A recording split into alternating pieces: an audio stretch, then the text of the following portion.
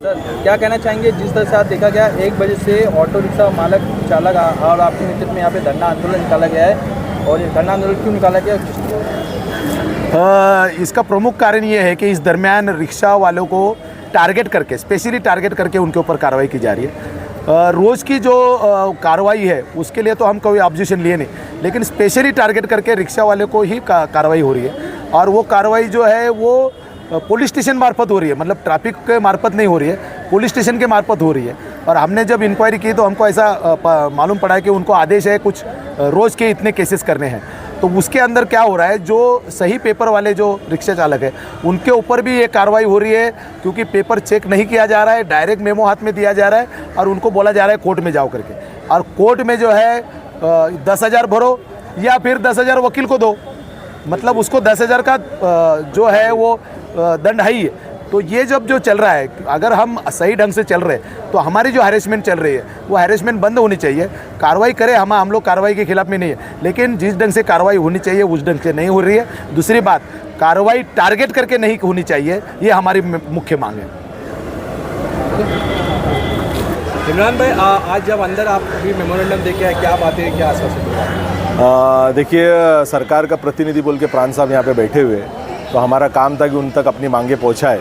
तो मेमोरेंडम के अंदर जैसे प्रमुख 4 मांगे रखी गई थी, कामले साहब ने स्टेज से भी बताया, और वो प्रमुख 4 मांगे लेकर प्राण साहब को हम लोगों ने, सानप साहब को ये मेमोरेंडम दिया है रिक्शा चालक मालक महासंघ की तरफ से। और उन्होंने आश्वासित किया है कि ये मेमोरेंडम को हम आगे तक सरकार तक इसको पहुँचाएँगे और जो आपका मसला है उसको हल करने का काम करेंगे, कोशिश करेंगे, ये उन्होंने आश्वासन दिया है। कुछ टाइम बताया कितने दिनों तक हो जाएगा? नहीं, टाइम तो सरकार कभी बताती नहीं है ना, टाइम बताती तो फिर क्या बात थी, टाइम लिमिट नहीं है। इसीलिए हम लोगों ने, जैसे खासदार बाला मामा साहब ने कहा कि फ्राइडे के दिन डीसीपी की और सारे अधिकारियों के साथ में भिवंडी के जितने भी महासंघ से रिलेटेड जितने भी संस्थाएं हैं उनकी मीटिंग की जाएगी, उनके प्रतिनिधियों से मीटिंग की जाएगी, उनके सामने ये मांग रखी जाएगी। उसके बाद में अगर सोल्यूशन नहीं निकलता, उसके बाद में हम लोग देखेंगे बेमुद्दत हड़ताल किस तरीके से की जाए, भिवंडी का चक्का जाम करने का काम हम लोग करेंगे। जिस तरह किसी बिल्डिंग पर जब कोई अगर महानगर पालिका स्टे ले लेती है तो उस पर कोई भी गतिविधि नहीं होती, तो इसी तरह से जब ये काम चल रहा है तो क्या ये फाइन मारने का जो काम है अभी फिलहाल बंद रहेगा या कंटिन्यू? नहीं, फ्राइडे तक तो इंतज़ार करना है। अभी बाला मामा ने कहा है कि मैं ऊपर फ़ोन करके बात करूंगा कि कम से कम फ्राइडे तक कोई कार्रवाई ना हो। देखते हैं उनके फ़ोन का या उनकी बात का कितना असर होता है। लेकिन हम लोग व्यक्तिगत लड़ाई लड़ने में, जो समाज की लड़ाई लड़ने में भरोसा रखते हैं। कामले साहब के नेतृत्व में इससे बड़ा आंदोलन यहाँ पर आप खड़ा हुआ देखेंगे अगर से हमारी मांगे पूरी हुई। इससे पहले भी भिवंडी शहर की जो ट्रैफिक पुलिस है, एसीपी, और भिवंडी शहर की जो एसीपी है, उनसे मुलाकात हुई, कामले सर थे, गिरीश सर थे, कि ये जो फाइन मारा जा रहा है उसको रोका जाए। उन लोगों ने आश्वासन दिया कि जो लीगल रहेगा हम मिलेंगे। उसके बाद भी भिवंडी शहर के कई ऐसे कोनों पर जो ट्रैफिक पुलिस ना होते हुए भी जो ये हवालदार है, कांस्टेबल है, उन्होंने कई सारे रिक्शे जो खाकी वाले हैं उन्होंने फाइन मारा। तो उसके खिलाफ क्या आप कुछ बात हुई उसके बाद में, या फिर ये इसी तरीके से लोगों के ऊपर फाइन चलते रहेगी और आप आंदोलन करते रहेंगे? देखिए, एक तो तरीका होता है प्यार से बात कोई मान जाए तो मनवा लेंगे। तो पहले तो प्यार से समझाया, अभी प्यार से नहीं समझे तो आंदोलन करना पड़ा। अगर इसके बाद में नहीं समझे तो चक्का जाम एक हमारे पास हथियार है ना, फिर वो भी काम करने का काम हम लोग करेंगे। लेकिन रिजल्ट लाएंगे, इंशाल्लाह रिजल्ट आएगा। जो अन्याय हो रहा है उसके खिलाफ का धरना आंदोलन, और जो जिस हद तक भी जाना पड़ा, सारे रिक्शा चालक मालक सब एक साथ में है और उनकी रोजी रोटी का सवाल है, उनके परिवार का सवाल है, उनके जीवन का सवाल है।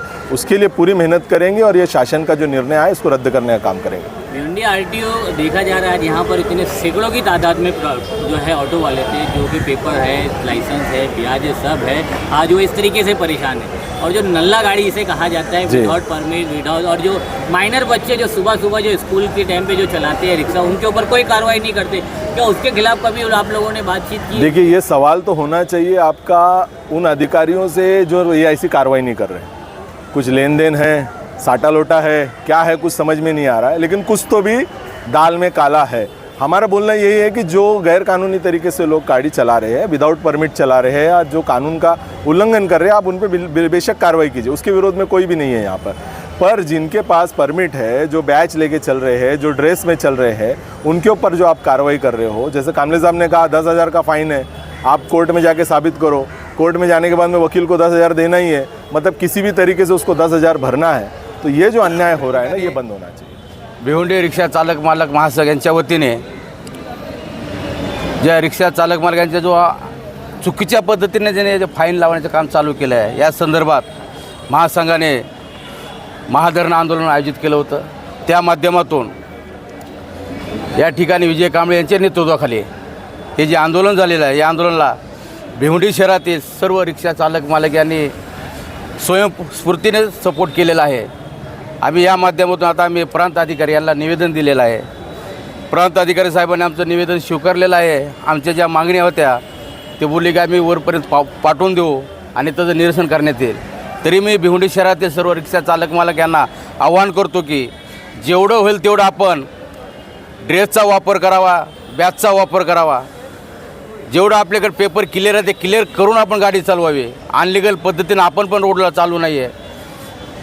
आम्ही इथल्या ट्रॅफिक ACP असेल किंवा DCP असेल याला एक आवाहन करतो, जे लोक कायद्याचं उल्लंघन करतात त्यांच्यावर कायदेशीर कारवाई करण्यात यावी.